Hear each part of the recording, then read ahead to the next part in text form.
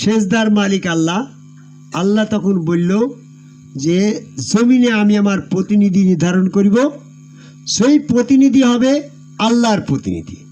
আর আল্লাহর প্রতিনিধিকে প্রমাণ করতে গেলে সেখানে সেজদা দেওয়া লাগবে। সেজদা ছাড়া আল্লাহর প্রতিনিধি হয় নাকি? আর সেজদা দিতে গেলে সেজদা শিরক হতে পারে, তো শিরক থেকে মুক্ত রাখতে হবে। আর শিরক থেকে মুক্ত রাখতে হলে সেজদাটা দেওয়ার সময় আদমের চেহারাটা হতে হবে আল্লাহর চেহারা। তাই আল্লাহ আদমকে আদমের মতো তৈরি না করে, যেমনটি ভাবে হাতিকে হাতির মতন করলো, হয়ে গেল। ঘোড়াটা ঘোড়ার মতন, ওটা আল্লাহর মতো নয়, হয়ে গেল। সূরা মরিয়মের 35 নম্বর আয়াত। আল্লাহ যখন কোনো কিছু সৃষ্টি করতে মনস্থির করে সেই বিষয়ে শুধু বলে আর তা হয়ে যায়। তা ঘোড়াকে তৈরি করার সময় হয়ে গেল, ওটা ঘোড়ার মতন ঘোড়া। হাতিকে তৈরি করার সময় বলে হয়ে গেল, ওটা হাতির মতন হাতি। আদম যদি আদমের মতন হতো তাহলে বলে আদম হয়ে যেত। আদমকে কোন শব্দে তৈরি করা হয় নাই মর্মে সূরা ইমরানের 59 নম্বর আয়াত তার দলিল। কেন কোন শব্দে তৈরি করে নাই? আল্লাহ পাক ইচ্ছা করল যে জমিনে আমি আমার প্রতিনিধি নির্ধারণ করব। সূরা বাকারা 30 নম্বর আয়াত। আল্লাহর প্রতিনিধি তৈরি করার সময় যদি সেই প্রতিনিধির চেহারা যদি আল্লাহর মতো না হয়, তাহলে সেখানে সেজদা দিলি ওই সেজদা চেহারা যার, সেজদা তার। চেহারা যদি আদমের হয়, সেজদা আদমের দিকে চলে যাবে। এই জন্য আল্লাহ তখন নিজ স্রোতে মানুষ তৈরি করবে। আর নিজ স্রোতে মানুষ তৈরি করতে গিয়ে যদি শব্দে তৈরি করে, তাহলে আল্লাহ এবং আদম সেম হয়ে যাবে। এই জন্য ওখানে সমান করে সামঞ্জস্য করে যেমন সুরাত তেমন সুরাতে তৈরি করলে সূরা ফিতরের 6, 7, 8 নম্বর আয়াত।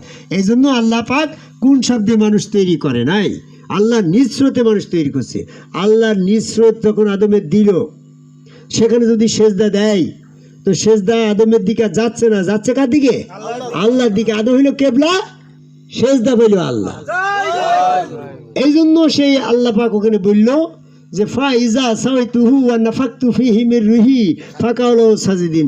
যখনই আমি আদমকে আমার নিজ রূপের সমান করে সামঞ্জস্য করে যেমন সুরাত তেমন সুরাতে তৈরি করে সম্পূর্ণ করিব,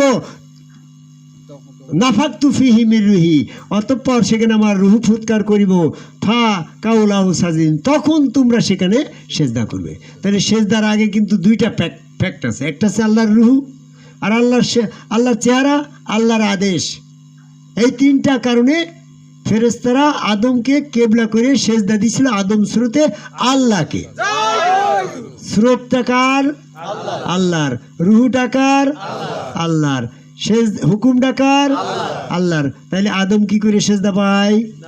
সেজদা পাইলে তো আল্লাহ। তাহলে আল্লাহকে সেজদা করতে ইবলিসের আপত্তি কোথায়? ইবলিসের কোনো আপত্তি নাই। ওখানে ইবলিসের আপত্তিকে দাঁড় করানোর জন্য আদমকে কেবলা স্বরূপ রাখা হয়েছিল, তাই সেখানে ইবলিস সেজদা করে নাই। যখন ইবলিসকে প্রশ্ন করা হইল যে তুমি সেজদা করলে না কেন, ইবলিস তো উত্তরটা দিয়ে ফেলতে পারত যে এটা শিরক, আমি শিরক কাজ কেন করব, এরকম একটা উত্তর দিতে পারতো না। তুমি তাবলিগ আলা হাজী সাহেব, তুমি জামাত ইসলামের আমির সাহেব, কি বলে শফিকুল ডাক্তার, তুই তো ডাক্তার, তোমার আবার কোরআনের কি বুঝিস? আর এই জামাতের নেতা হচ্ছে সেখানে তুই ডাক্তারি করবে না, ভান্ডামি করে এসে ধর্মের নামে রাজনীতি করতে এসো না।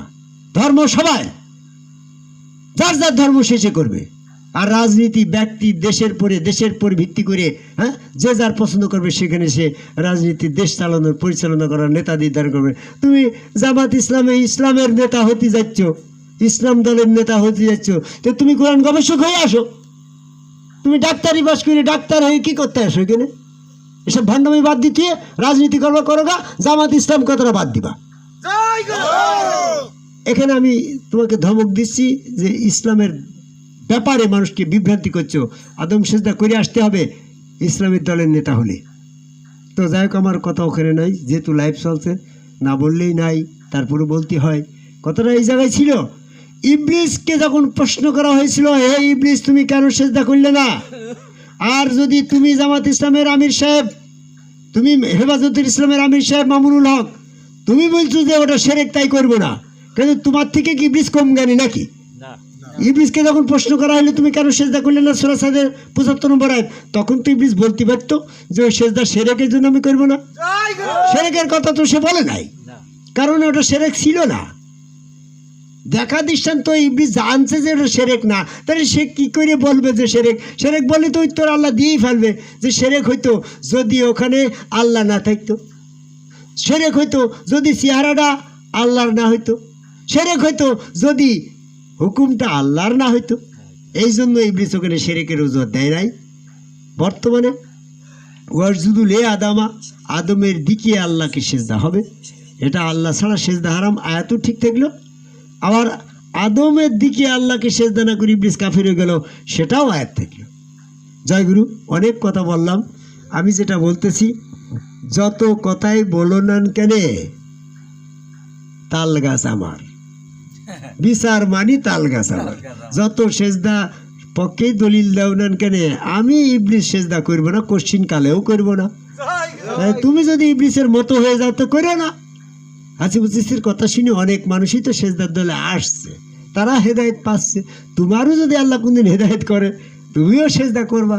সেজদা বাদে জান্নাতে যাওয়ার কোনো সুযোগ নাই। সূরা কালামের 42 নম্বর আয়াত। মরার পরে সমস্ত কারিবাজি শেষ হয়ে যাবে, তখন তুমি আফসোস করবা, হায় হায় রে, গোপাল হাসিবুলকে সেজদা না করে, ওই রূপে আল্লাহকে সেজদা না করে, ওই হাতে ওই রসুলের কাছে সঙ্গ না দিয়ে আমি করিসটা কি? হাত হাত কামড়ি কামড়ি আফসোস করবা। ওই তখন বলবা, ওই মিজানুর রহমান আজারি, মামুনুল হক, হ্যাঁ, এরকম জামাত ইসলামের আমি শেখ শফিকুর রহমান, এদের কথা মতন আমি আদম সেজদার থেকে বিরত থেকে হাসিবুল চিস্তিকে রসুল হিসাবে বিশ্বাস না করে, আদম কাবে আল্লাহকে সেজদা না করে করিসটা কি? ফুরকানের 27-28 নম্বর। আমার শামসুদ্দি ফকির মিল হলো যে নিজের খেয়ে আর বুঝাবো কত। আমি হাসিবুল চিস্তি নিজের খেয়ে, হ্যাঁ, সুনামিয়ার জমির ধান খেয়ে তোমাদের আর বুঝাবো কত? বুঝলে বোঝো, না বুঝলে না বোঝো, খোঁজো বোঝো, তারপরেই তুমি হেদায়েত পেতে পারো। জয় গুরু।